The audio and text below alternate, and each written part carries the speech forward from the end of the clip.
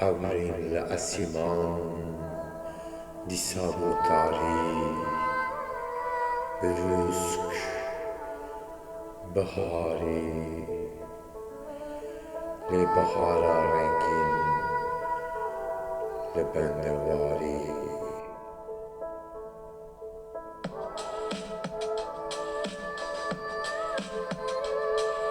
Di sabotari çavên bendaronahî Stêrkin hîsan pilpilan bû evîndarî Destê min navbaya bi sahî Eşte dûr tenê bi serê xemayî Kolan kolan nigerim beyna şemayî Mayîna min bîranînên me bi hev barî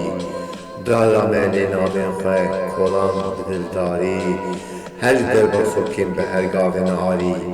Dibîrê de beynê de rojên berê bîranî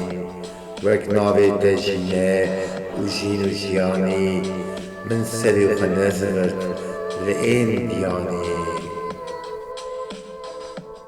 Gavên di nav hêlêcan dilê bi lêdanî Nebûn sedema serî dewan bû beremberî Her çi qas min te nevêdan bi bîrevanî Min te nedît li ber xwe mîna dîlberanî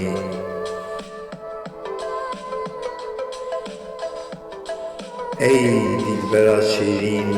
çavên dilnêrîn Tu bi nêrîn xwe tim bi min dilê birîn Ka bêje erkîne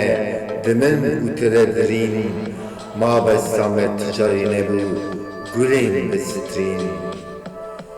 Çima roj û şev êşê li me janê birîn Bên û pilpila eşqa me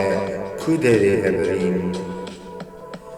Nexşa serdara me bi kîja dasê bilirîn Destên me ên hevdûn jiyana me jîrîn Bêdara jiyanê vê bi me de birîn Rojên bêjiyanê nikarin dariyê ronîn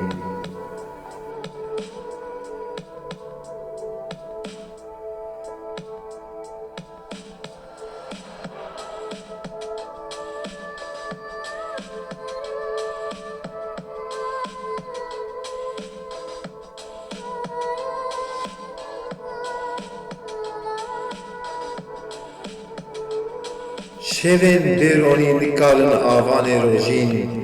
Bêdar û jiyan û şev û rojên bêronîn Ez nikarim bêrûyê te bijîm û bimînim Bê te jiyanê nikarim bi fêr bibînim Bi hevdûn em ronahiyê dijîn û dimînin Bêdar û jiyan û şev û rojên bêronîn Ez nikarim bêrûyê te bijîm û bimînim Bê te jiyanê nikarim bi fêr û bînim Bi hevdûn em ronahiyê dijîn û dimînin